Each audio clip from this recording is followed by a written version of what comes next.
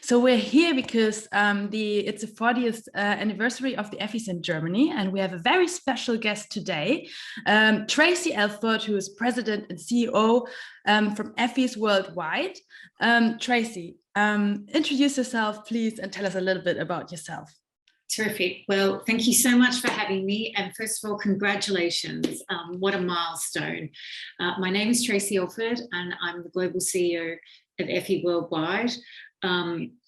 Marketing is at the core and the heart of everything that I've done across my whole career. And I'm super excited to be here with you today. That sounds great. Yeah, you have an incredible track record. And now as the CEO from the Effies Worldwide, I would be interested to understand what the mission is of the Effie Awards. We know that the Effie Awards were launched in 1968 by the New York American Marketing Association. And in 2008, the Effie brand was assigned to the nonprofit organization Effie Worldwide. So what is the mission? So our mission is to lead, inspire, and champion the practice and the practitioners of marketing effectiveness. And what that means is that we talk to everyone in the profession. So it doesn't matter if you're agency side, client side, whether you're a platform, you're all part of our ecosystem. And it's incredibly important to us. And I think, put really simply, our mission when we look at the awards is, does the work work? So the Effie nowadays is awarded in 57 countries and regions worldwide according to similar criteria. Yes. And as we just heard, the Effie Germany is one of the oldest partners who joined in 1981. So working with sort of the guiding principles or KPIs, what are the guiding principles to award companies, agencies, and marketers with the Effies? So I think the first one, the overarching principle, does the work was the first one. I think, if we take a look at the framework, there's 4 different pillars that we judge across the world. The first one is context, so the business context and objective setting. The next one's the insight and strategic idea. The third is the execution of it. And the fourth is the results. And for us, because we're an effectiveness organization, we put more weight on the 4th pillar, which is the results. But I think the number one thing that we judge against is how can individuals or companies or brands excel across each of those 4 pillars. Okay, now that you are CEO of Effies Worldwide, you have a lot of experience with all the different countries. What significance from your experience does the Effie have for marketers, agencies, and companies?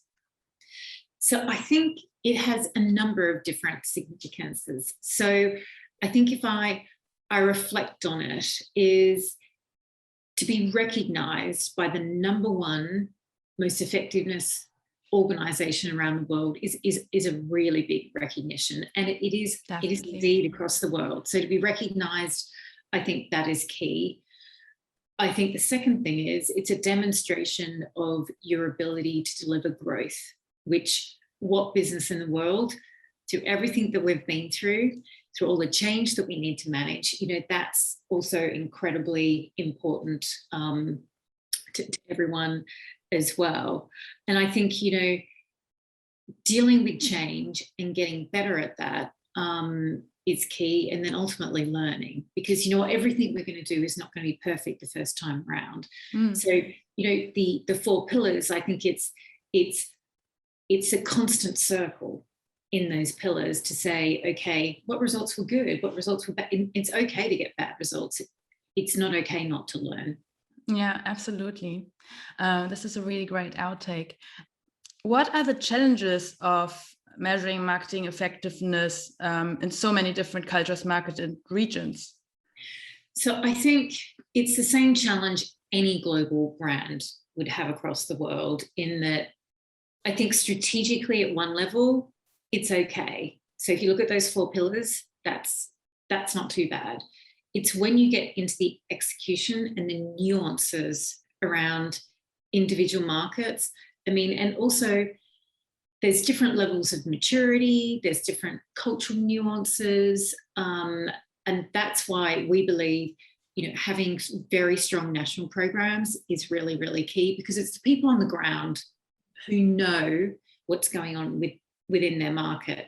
And then as you go up the funnel to global, then you need to be working with people who understand that not every market's the same, and particularly executionally wise. As I said, strategy, I think you can have consistency in strategy, but it's the nuances around the insights and the execution, which are often very, very local. And you have to make sure that you have someone who has that knowledge to understand that.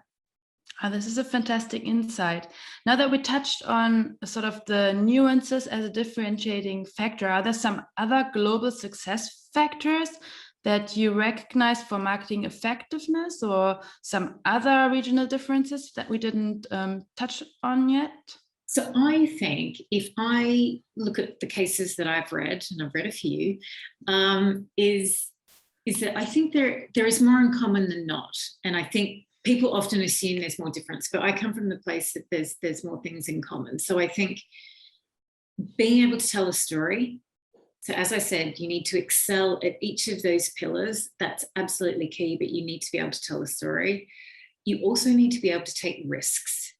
People who take risks and are brave way outweigh, and they're more likely to get a gold or a grand by taking those risks. And I'm not saying that you can't be effective by not pushing the boundaries out, you can, but to be truly, truly effective, you really have to be very, very brave and try things and try different things. And that's how you really push categories and businesses forward. This is a fantastic insight. I love it. It's really great. And I know, what advice? And it's really hard because we've gone through a time when I think, you know, there's been so much change. To be able to present risks to business, it's difficult, but I would absolutely encourage it because I see it all the time. Great results normally come from great bravery. Definitely. This is such a great motivation. And last but not least, what are your major plans for the future? So I think our plans for the future are continuing to really do more deep dives on the data that we have. So really understand what insights we can glean from all those amazing pieces of work that we see across the world. So we want to do more of that and share that. We want to share that through the Effie Academy, which is our new learning group, which teaches everything from undergraduates all the way through to senior marketing people how to improve and have continuous improvement. But I think the number one outcome that we're looking from all those different things is to ensure that marketing people have a seat at the table, at the boardroom table, they have a voice, they're respected, and they can continue to contribute to the growth of businesses. And they're just a couple of things that we're looking at doing. Yeah, these are really significant plans. Very much appreciated. I have one more last question. Okay. You said you read a lot of Effies. How many Effies approximately? How many? Oh my goodness. Do you know what? No one's ever asked me that before. I would say I would probably have read a couple of thousand cases. Wow. And with this expertise, what is your advice to people who write an Effie? So for people who write an Effie, these are the things that I think you should be thinking about. No one knows the work better than you do. So you need to have someone read your work who knows nothing about your work, because there's often this fundamental assumption that all the things that sit in your head, everybody knows. So when I sit in a judging room and I hear it and I read the papers, is people assume that people know about the category that they're judging, and that's not always the case. So I think context, assume that the person reading it doesn't understand it. Always, always link your objectives to your results. You'd be surprised how that sometimes is not necessarily clear. The thin red line that runs across each of our pillars is crucial. So it should be really easy at the end of the case for someone to go, I understand that, I get that, I know why they did that, and that's significant. So I think they would be a handful of things that I would think about. Thank you so much, Traci, for your time. This is really great advice, insights, motivation, inspiration, and a lot to learn from. So thank you so much for your time. Yeah. And thank you so much for having me. And again, happy anniversary to Effie Germany. We're super excited that you're part of our program. Thank you so much. Thank you.